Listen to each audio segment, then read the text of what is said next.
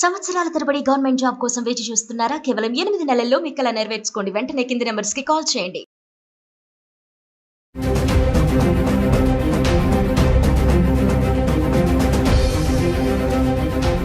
నమస్తే, welcome back to Suman TV. ప్రస్తుతం మనతో పాటు ఉన్నారు consumers affairs committee chairman Mandadi Krishna Reddy గారు. నమస్తే సార్. నమస్తే అమ్మా. సార్, డొనాల్డ్ ట్రంప్ విషయానికి వస్తే అంటే ఇప్పటి వరకు ఒక ఎత్తు, ఇప్పుడు ఏంటంటే అమెరికాలో సెటిల్ అవ్వడానికి పెళ్లిని ఒక వేగా చూసుకునే వాళ్ళందరికీ కూడా ట్రంప్ చెక్ పెట్టేశాడు అనుకోవాలి. ఇల్లీగల్ ఇమిగ్రెంట్సే కానీ, పార్ట్ టైం జాబ్స్ చేయొద్దు అన్నాడు, బర్త్ రేట్ సిటిజన్షిప్ కానీ చాలా తీసుకొచ్చాడు ఎగ్జిక్యూటివ్ ఆర్డర్స్. ఇప్పుడు మళ్ళీ స్టూడెంట్స్ కూడా అటాక్ చేశారు. మళ్ళీ ఇప్పుడు వచ్చేసి ఏంటంటే పెళ్లి అంటే అమెరికా సంబంధాలు వస్తున్నాయి కదా, అమెరికా సంబంధం చేద్దాం అనుకునే, అమెరికా అబ్బాయిని చేసుకోవాలనుకునే వాళ్ళందరికీ కూడా ఇలా పెళ్లి మార్గాన వచ్చి సెటిల్ అయిపోతున్నారు అనుకునే వాళ్ళకి కూడా చెక్ పెట్టేశారు ట్రంప్. ఒకసారి దాని గురించి మాట్లాడుకుంటే సార్. అమెరికా అబ్బాయిలే కాదు, అమెరికా అమ్మాయిలు కూడా చేసుకోవాలనుకునే వాళ్ళు. ఎందుకంటే ఏ రకమైన పద్ధతిలో అమ్మాయిని చేసుకున్నా అబ్బాయిని చేసుకున్నా అక్కడ డిపెండెంట్ వీసా కింద పోవచ్చు అనే టాస్క్తో ఉండేవాళ్ళు చాలా మంది ఉంటారు. గతంలో ఏంటంటే ట్రంప్ లేకముందు, ట్రంప్ రాకముందు, లేదా ట్రంప్ మొదటిసారి వచ్చినప్పుడు కూడా ఇంత స్ట్రిక్ట్ ఎప్పుడు చేయలేదు. రెండోసారి వచ్చినప్పటి నుంచి చాలా డ్రాస్టిక్గా వెళ్ళిపోతున్నాడు, విపరీతంగా చేస్తున్నాడు. పిచ్చి ముదిరిందేమో అనిపించేటువంటి పరిస్థితులు కూడా జరుగుతూ ఉన్నాయి. ఏ రాత్రి ఏ ఆలోచన వస్తుందో, పొద్దునికల్లా ఏది ఇంప్లిమెంట్ చేస్తాడో తెలియని పరిస్థితుల్లో అమెరికన్ ప్రజలు వణికిపోయేటువంటి స్టేజ్ వచ్చింది. దాంట్లో ముఖ్యంగా వలస వెళ్ళిన వాళ్ళు, మన దేశం నుంచి వెళ్ళినట్టు వాళ్ళు లాంటి వాళ్ళకి చాలా ఇబ్బందులు ఎదురైనాయి. వీలైనంత వరకు వలసదారులను తగ్గించాలనే కోరికలో ఉన్నాడు. కాబట్టి ఏ కారణాలు దొరుకుతాయా, ఎలా నొక్కేద్దామని చూస్తున్నాడు. దానికి కానీ ఈ మధ్య కాలంలో ఏం చేశారంటే, జనరల్గా అమెరికాలో ఉండే అబ్బాయిని కానీ అమ్మాయిని కానీ మ్యారేజ్ చేసుకున్నప్పుడు డిపెండెంట్ వీసా అంటున్నాము. అంటే మ్యారేజ్ చేసుకున్నప్పుడు ఏమవుతుందంటే భార్యాభర్తలు అవుతారు. భార్యాభర్తలు అయినప్పుడు భార్య మీద భర్త, భర్త మీద భార్య డిపెండ్ అయ్యే పరిస్థితి ఏర్పడుతుంది. కాబట్టి ఒక్కరు దూరంగా ఉండడం అనేది కరెక్ట్ కాదు. ఏ దేశమైనా దీన్ని ఒప్పుకుంటుంది. అమెరికా కూడా దీన్ని యాక్సెప్ట్ చేసింది. గతంలో విపరీతంగా జరిగాయి. ఇంకొంతమంది అయితే అమెరికాలో స్థిరపడడానికి పెళ్లిని ఒక ఆయుధంగా తీసుకున్నారు. అంటే ఇక్కడ మ్యారేజ్ చేసుకున్నట్టుగా సర్టిఫికేట్ తీసుకుని పోవడం, అమెరికాలో వెళ్ళినాక విడాకులు ఇచ్చేసుకోవడం, వాళ్ళు అక్కడ సెటిల్ అయిపోవడం, మళ్ళీ వెనక్కి రావాల్సిన అవసరం లేకుండా సెటిల్ అయిపోయేటువంటి కానీ దీన్ని ఒక మార్గంగా తీసుకున్నారు. అలాంటి పెళ్లిళ్ళు కొన్ని వేల పెళ్లిళ్ళు జరిగినాయి అట్లా. ఇప్పుడు దాన్ని మొత్తం టోటల్గా బ్రేకప్ చేయడానికి వీళ్ళు ఏం ప్లాన్ చేశారంటే, డిపెండెంట్ వీసా మ్యారేజ్ జరిగిపోయింది, ఓకే, డిపెండెంట్ వీసాకి అప్లై చేశారు. అప్లై చేయంగానే ఇక్కడ ఎప్పుడైతే ఇంటర్వ్యూ ఉంటుందో క్యాండిడేట్కి, సేమ్ టైం అక్కడ అబ్బాయి ఉన్నా అమ్మాయి ఉన్నా అక్కడ కూడా ఇంటర్వ్యూ ఇదే టైం. అంటే రెండు వైపులో ఏం జరుగుతుందో వీళ్ళకి వీళ్ళకి వినిపించేట్టుగా తెలుస్తుంది. అంటే వాళ్ళకి తెలుస్తుంది, ఎవరైతే ఇంటర్వ్యూ తీసుకుంటున్నారో వాళ్ళు ఏం సమాధానం చెప్తున్నారో వీళ్ళకి సేమ్ క్వశ్చన్ ఇద్దరిని అడుగుతారు, ఏం ఆన్సర్ చెప్తారో చేస్తారు. ఆన్సర్లో తేడా వస్తే ఇది కరెక్ట్ కాదు, ఇది ఏదో డూప్లికేట్ మ్యారేజ్, ఇది ఒరిజినల్ మ్యారేజ్ కాదని చెప్పి కొట్టేసేసి ఇమీడియట్ డిపెండెంట్ వీసా లేదని చెప్పి క్యాన్సిల్ చేస్తున్నారు. ఒక్కోసారి వాళ్ళది కూడా క్యాన్సిల్ చేసే పరిస్థితులు కూడా కొన్ని తీసుకొస్తున్నారు కొన్ని సందర్భాలు. ఇప్పుడు భయంకరమైన పరిస్థితి అన్నట్టు. కాబట్టి జాగ్రత్తగా ఉండాలి. మొట్టమొదటి జరుగుతుంది ఇక్కడ ఏంటంటే, మ్యారేజ్ కన్నా ముందో లేకపోతే మ్యారేజ్ తర్వాతనో వెళ్ళి మనం రిజిస్టర్ మ్యారేజ్ చేసుకుంటున్నాం. ఎందుకంటే రిజిస్టర్ మ్యారేజ్ సర్టిఫికేట్ మస్ట్. మామూలుగా మ్యారేజ్ చేసుకున్నాను ఫోటోలు చూపించే సిస్టమ్ అంతా కూడా గతంలో ఉండేది.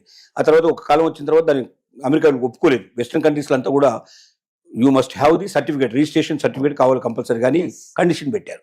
ఇప్పుడు రిజిస్టర్డ్ మ్యారేజ్ సర్టిఫికేట్ కావాలి. రిజిస్టర్డ్ మ్యారేజ్ సర్టిఫికేట్ కావాలంటే మ్యారేజ్ కన్నా ముందన్నా వీళ్ళు చేసుకోవాలి, మ్యారేజ్ తర్వాతనే చేసుకోవాలి. అదే రోజు అంటే చాలా కష్టం. మన సిస్టంలో ఎలా ఉంటాయంటే, పెళ్లి కాగానే వెంటనే 2 రోజులు 3 రోజులు బయటకు పోకూడదని ఇట్లాంటి కొన్ని కండిషన్స్ ఉంటాయి. మరి కొత్త పెళ్లి కొడుకు పెద్ద కొడుకు 1 గంటలోనే బయటకు పోయి రిజిస్ట్రేషన్ మ్యారేజ్ చేసుకోవడం కష్టం. తర్వాత మన మ్యారేజ్ తంతు చాలా గంటలు గడిచే అవకాశం ఉంది. కొన్ని బ్రాహ్మణ్స్ మ్యారేజెస్ అయితే 4-5 గంటలు కనీసం జరుగుతూ ఉంటాయి. అంటే ఒక్కొక్క దాంట్లో ఒక రకమైన పద్ధతులు, ఒక కస్టమ్స్ ఉంటాయి మనకు. దాని ప్రకారం మ్యారేజ్ అనేది ఒక డే మొత్తం కంప్లీట్ ప్రాసెస్ నడుస్తుంది మనకు. ఈ ప్రాసెస్ అంతా లోపల ఆ రోజు వెళ్ళి వాళ్ళు చేసుకోవడం కష్టం. కాబట్టి 2 days 3 days 4 days పైన, ఒక 1 week తర్వాతనో, కొంతమంది 1 month తర్వాతనో మరి మ్యారేజ్ సర్టిఫికేట్ తీసుకొస్తారు. అంటే అక్కడ కూడా అప్లై చేసుకోవాలి. దాని డేట్ రాగానే వీళ్ళని సాక్షులు తీసుకెళ్ళాలి, సంతకాలు పెట్టాలి, దండలు మార్చుకుంటారు, సర్టిఫికేట్ తీసుకొని వచ్చేస్తారు. ఆ సర్టిఫికేట్ డేట్కిను ఒరిజినల్ మ్యారేజ్ డేట్కి మధ్యలో తేడా ఉంటుంది. So what is your marriage date అని అడిగాడు అనుకోండి, టక్కున జ్ఞాపకం వచ్చేది అంటే మనం మామూలుగా వేసుకునే మ్యారేజ్ జ్ఞాపకం వస్తుంది. ఎందుకంటే పత్రికలు పట్టడం, 1 నెల రోజుల పాటు ప్రాసెస్ అంతా ఈ మంది మార్పుల వ్యవహారం అంతా ఉంటుంది కదా. సో జనరల్గా జ్ఞాపకం ఉండేది సర్టిఫికేట్ డేట్ మనకు కావాలి. ఎందుకంటే సర్టిఫికేట్ దేనికోసం అంటే అమెరికా పోవడానికి సర్టిఫికేట్ కోసం మనం తెచ్చుకున్నాం. కానీ సహజంగా చెప్పేది అంటే మ్యారేజ్ డేట్ చెప్పేస్తారు. చెప్పంగానే ఏమవుతుందంటే క్యాన్సిల్ చేసే అవకాశాలు ఉన్నాయి. అంటే డిఫరెన్స్ ఉండకూడదు. మనకు ప్రొడ్యూస్ చేసినటువంటి డాక్యుమెంట్స్లో ఉండేటువంటి డేట్స్ కానీ, వ్యవహారం కానీ, మనీ కానీ ఏదైనా సరే వాళ్ళు అడిగిన ఫిగర్కి ఈ ఫిగర్కి మధ్యలో డిఫరెన్స్ రాకూడదు. అలాగే హస్బెండ్ ఒకటి వైఫ్ ఒకటి చెప్పినా కూడా క్యాన్సిల్ చేసే అవకాశాలు ఉన్నాయి. అంటే ఒక ప్రమాదంలో పడే పరిస్థితి గతంలో ఉన్నంత సులభంగా ఇప్పుడు లేదు. దీనికి కూడా మనం చాలా ముందు ప్రాక్టీస్ చేయాలి. Yes. అంటే ఇద్దరు ప్రాక్టీస్ చేసుకోవాలి. ఏం అడుగుతారు, మనం డాక్యుమెంట్స్ ఏం పెడుతున్నాం, ఆ డాక్యుమెంట్లో ఫిగర్స్ ఏంటని 1కి 100 సార్లు అనుకోవాలి. మ్యారేజ్ డేట్ ఇది కాదు, రిజిస్ట్రేషన్ సర్టిఫికేట్ డేటే మ్యారేజ్ డేటు, కాబట్టి సర్టిఫికేట్ డేటే జ్ఞాపకం పెట్టుకోవాలి. ఆ రోజున ఎట్లా జరిగింది మ్యారేజ్ అనగానే వాళ్ళు ఇద్దరు వచ్చారు, సాక్షులకు వచ్చారు, మేము ఇక్కడ రిజిస్ట్రేషన్ చేస్తాం, సర్టిఫికేట్ చెప్పాలి. అంతేగాని పెళ్లికి 100 మంది వచ్చారు, బాగా జరిగింది, మంచి భోజనాలు పెట్టాము అని ఇవన్నీ ఎందుకంటే ఆ మ్యారేజ్ మనకు జ్ఞాపకం వస్తుంటుంది. ఇంకా ఆ ఊహల్లోనే ఉంటాం, మనం ఆలోచనలో ఉంటాం. అది మెమరబుల్, మనకు జీవితంలో ఒక మధురమైనట్టు ఒక మనకు ఆనందకరమైన విషయం కాబట్టి సంఘటన జ్ఞాపకం ఉంటుంది మనకు. సో ఇలాంటివి ఇండియన్స్ చాలా తప్పులు చేస్తున్నారు. ఈ తప్పుల వల్ల ఇప్పుడు బాగా దొరికిపోతున్నారు. ఒక్క 4,000 వీసాలు సుమారుగా ఈ మధ్య కాలంలోనే డిపెండెంట్ వీసాలు క్యాన్సిల్ అయినట్టుగా తెలుస్తున్నారు. 4,000 అంటే మీరు ఎంత గణనీయమైందో మీరు తెలుసుకోవచ్చు. ఒక సంవత్సరం మొత్తం తీసుకుంటే ఇంకెన్ని అవుతాయో కూడా మనకు తెలియని పరిస్థితి. అంటే ఒకప్పుడు ఏంటంటే మ్యారేజ్ అయ్యిందంటే సహజంగా ప్రాబ్లమే ఉండేది కాదు. మ్యారేజ్ సర్టిఫికేట్ ప్రొడ్యూస్ చేసేస్తే ఏదో పేరుకు ఒక 2-3 ప్రశ్నలు అడిగేవాళ్ళు, పంపించేసేవాళ్ళు.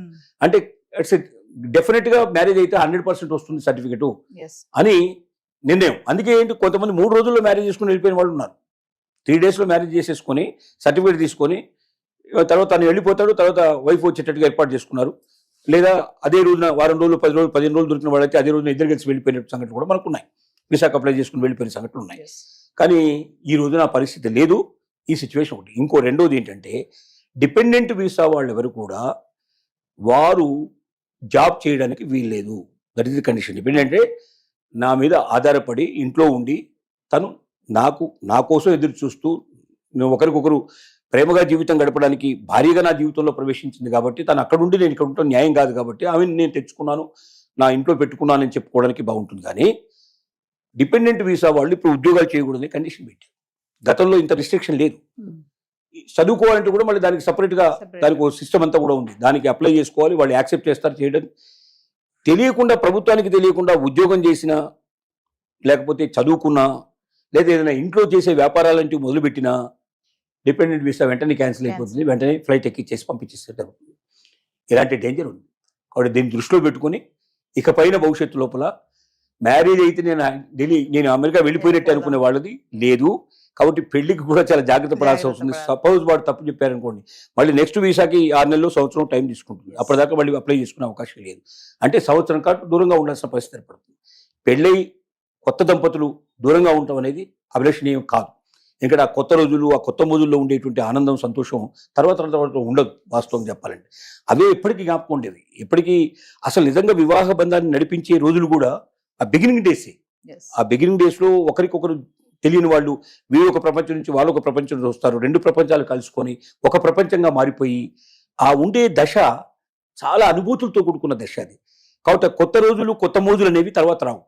అవి జీవితంలో కురబడితే జీవితం అంతా ఒక రకంగా చప్పగా ఉండే అవకాశం ఉంటుంది.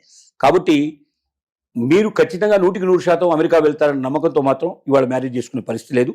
అలా వెళ్ళాలి అంటే ఒక సుదీర్ఘమైనటువంటి ఎక్స్పీరియన్స్ కావాలి. ఇద్దరు కలిసి అనేక సార్లు మీరు ట్రయల్ వేసుకోవాలి, అనేక సార్లు ప్రాక్టీస్ చేయాలి.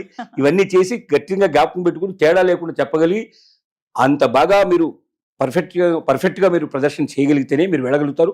అక్కడికి వెళ్ళిన తర్వాత కూడా డిపెండ్ వీసా ఏవైతే రూల్స్ ఉన్నాయో రూల్స్ అన్ని అతిక్రమించకుండా పర్ఫెక్ట్గా ఉంటే మీకు జీవితం గడుస్తుంది. కానీ నేను పోవాలి, చదువుకోవాలి, నేను పోవాలి, ఉద్యోగం చేయాలని కోరికతో ఇంత ముందు గతంలో ఎప్పుడైతే డిపెండెన్స్ ఇస్తున్నారో ఇప్పుడు వాళ్ళందరూ కూడా అలాంటి మ్యారేజ్ చేసుకోకుండా ఇక్కడ ఉండటమే చాలా బెటరు. ఇక్కడ వాళ్ళని చేసుకోవడానికి ప్రయత్నం చేయడమే బెటర్. అంటే సార్, ఇప్పుడు ఇంత కఠినమైన నిర్ణయాలు తీసుకోవడానికి వలసదారులని ఆపడమేనా? అందుకోసమే అంటారా ఎక్కువ మంది అమెరికాకి రాకూడదు? ముందు ఏం చేయాలనుకుంటున్నాడంటే దీన్ని కరెక్షన్ అంటారు. కరెక్షన్ అంటే ఇంతకుముందు విచ్చలవిడిగా ఇతరులని అమెరికాలో ప్రవేశపెట్టారు. వలసవాదులు విపరీతంగా వచ్చారు. వలసవాదుల ప్రభావం అక్కడ ఉన్నటువంటి లోకల్ వాళ్ళ మీద కూడా పడింది. అసలు వీళ్ళు లేకపోతే అమెరికన్స్ బతకలేని పరిస్థితి వాళ్ళు ఏర్పడిన సిచ్యువేషన్. ప్రతి ఉద్యోగంలో, ప్రతి వ్యాపారంలో ఎక్కడ చూసినా సరే బయట నుంచి వచ్చినట్టు వాళ్ళే ఎక్కువగా ఉన్నారు. ఇప్పుడు అక్కడ లోకల్గా ఉన్న అమెరికన్స్ వాళ్ళు మేమే సెకండ్ సిటిజన్ అనే ఫీలింగ్ అయ్యేటువంటి ఫీలింగ్స్ వచ్చాయి. మేమే ద్వితీయ పౌరులమేమో, మేమే అసలు ఈ బయట నుంచి వచ్చిన వాళ్ళే ఒరిజినల్ వాళ్ళేమో అనే పరిస్థితికి వచ్చింది అక్కడ.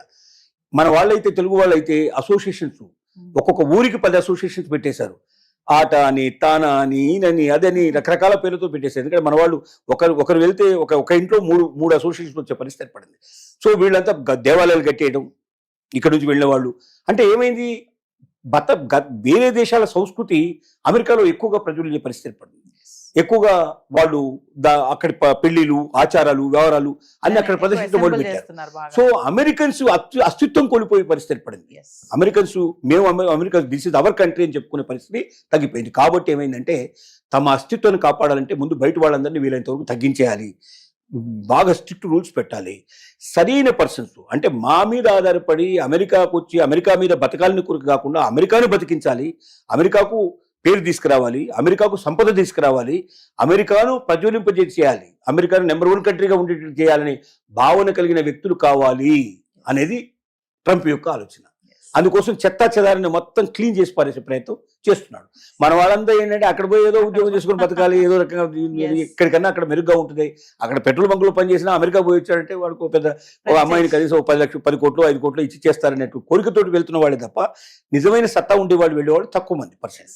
ఆ సత్తా ఉండే వాళ్ళని ఉంచుతాను, మిగతా వాళ్ళని పంపుతాను అంటున్నాడు ఇప్పుడు ట్రంప్ చేసే పని అది. Thank you.